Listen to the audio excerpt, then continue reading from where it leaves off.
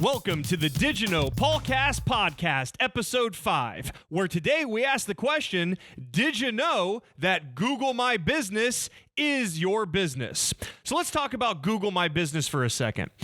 I have clients that ask me all the time, Paul, what's most important, my SEM or my SEO? Now, a digital advertising and marketing provider would obviously say SEM is the single most important thing you can do for your business. Whereas an SEO provider or a website provider would say SEO is the single most important thing you can do for your business. When my clients ask me that question, I say, well, they're both right and they're both wrong simultaneously. And let me explain why.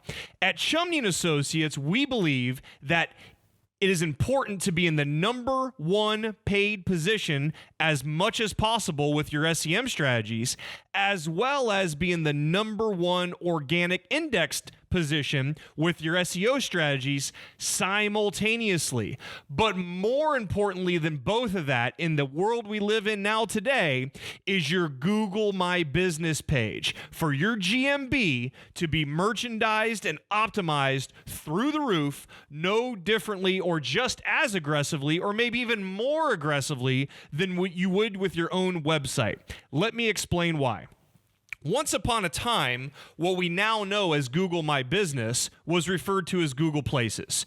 And it was really nothing more than a business listing. It had your store name, your business name, your address, your phone number, a map with some directions, maybe some hours, and that was about it. But things have changed. And now your Google My Business page is just as important, if not more important, to pushing traffic to your website than your SEM and SEO strategies. And the reason why is because of how consumers are using it today and how your Google My Business page provides consumers with what they're looking for whenever they're searching for your store, your business, your product, or your service. So, for example, what we're going to talk about today with Google My Business is true for desktops and tablets just as well as it's true for mobile devices. But for the sake of conversation, we're going to focus on mobile devices because, for all intents and purposes, 80% or more of your website traffic today is coming from a mobile device. And your Google My Business page is a top, if not the top source of traffic to your website. If you don't believe me, do yourself a favor. Go into your Google Analytics and look at traffic by source, and you will see organic traffic from Google as a top 1 or 2 or 3 source of traffic to your website. But if you have not taken the time to separate traffic to your website, organic traffic to your website, from your Google My Business page versus the indexed organic links, take the time to do that because you'll be surprised. When you do that, you will see in no particular order organic traffic from index links, organic traffic from Google My Business, direct URL traffic, and Google paid advertising traffic will be in some order your top 4 sources of traffic to your website. But I will bet you $1, traffic from your Google My Business page will probably be in the first or second position in terms of sources of traffic to your website, depending upon how much money you're spending on advertising. Oh, by the way, let me call time out. What triggers a Google My Business listing for your business? It's simple. You may recall from a previous DigiKnow podcast, we talked about the importance of branding. And when you go on Google, when a consumer is searching for your business by name, you want to make sure that your business is there with a paid search advertisement because Google's going to show them somebody. It might as well be you. Well, guess what kind of a search triggers your Google My Business listing? You guessed it. A search for your business by name, a branding search. And in the case of mobile devices, okay, the first ad that appears on your mobile device when you do a search for a business, a DBA business, that first ad that appears occupies the entire mobile device screen. So if I do a search for your business and you are not bidding on your own name, a competitor of that same business is not only going to appear in the first paid search result. But on a mobile device, that first paid search result of your competitor is going to occupy the entire mobile screen. And you have to actually scroll down to get to the second ad position and then your actual Google My Business listing. So, just like we talked about with the importance of bidding on your own name, you as an advertiser, make sure you're bidding on your own name so you're occupying the first paid position when people are searching for your business by name. That includes mobile devices. And then underneath your advertisement will be your actual Google My Business listing. So now that we have established the importance of your Google My Business listing, and now that we have established the importance of bidding on your own name, not only for your paid search advertisement to occupy the first position and dominate the mobile device screen, but also to work in conjunction with your Google My Business listing, which would appear underneath your paid advertisement on a mobile device screen. Let's pause for a second to recognize our sponsor, and then we'll talk about some of the best practices for optimizing and merchandising your Google My Business page. Chumney and Associates. Do you sell cars? We'll make your ads. Chumney and Associates, we make car ads. Welcome back to the DigiKnow Podcast, episode 5, where today we're talking about your Google My Business page and how it really is your business.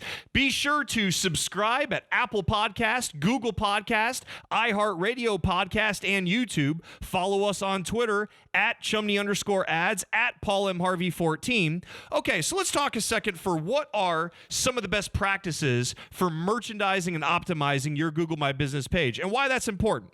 So again, let's stop thinking about ourselves as advertisers and let's start thinking of ourselves as consumers.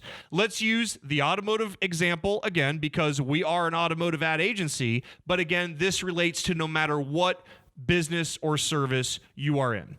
I'm a customer. I go on Google.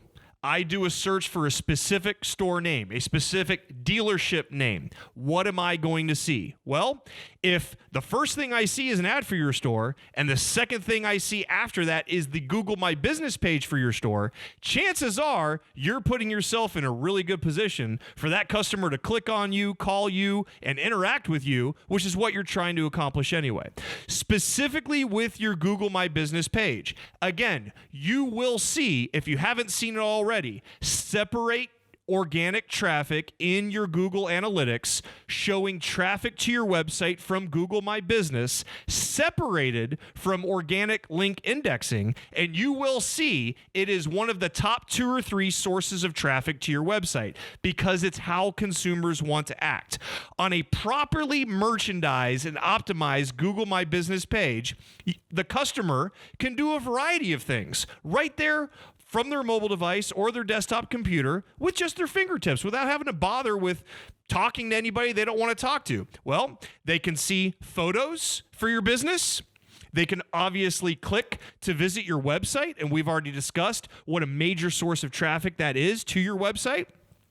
They can get directions for your business. And again, if we're talking mobile devices, okay, clicking that directions button immediately opens up Google Maps on their mobile device, okay? And they can instantly get GPS directions right to your business.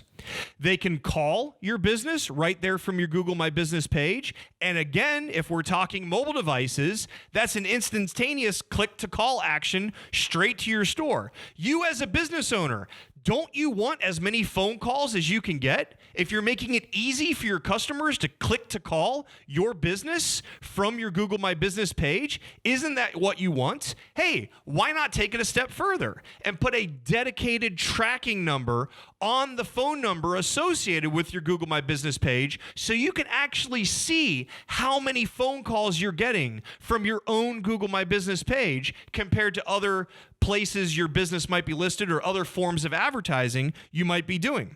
The customer can also see your store hours, and if this is a car dealership we're talking about, they can also separately see sales hours from service hours. And if you have a body shop hours too.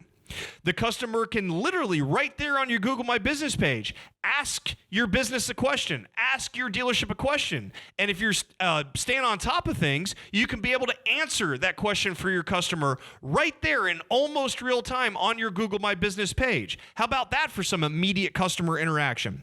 The customer can read reviews from past customers. And of course, if you're doing everything right at your store, hopefully that's a lot of positive reviews they're seeing. Okay.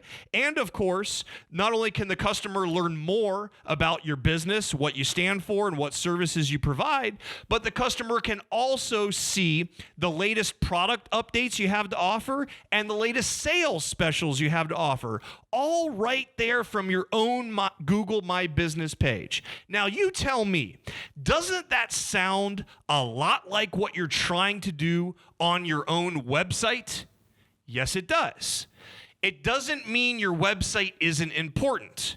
It just means your Google My Business page has become just as important. And so for all of the reasons you've spent all this time and all this money and all this energy into merchandising and optimizing your own business website, you now need to be doing the same thing with merchandising and optimizing your own Google My Business page.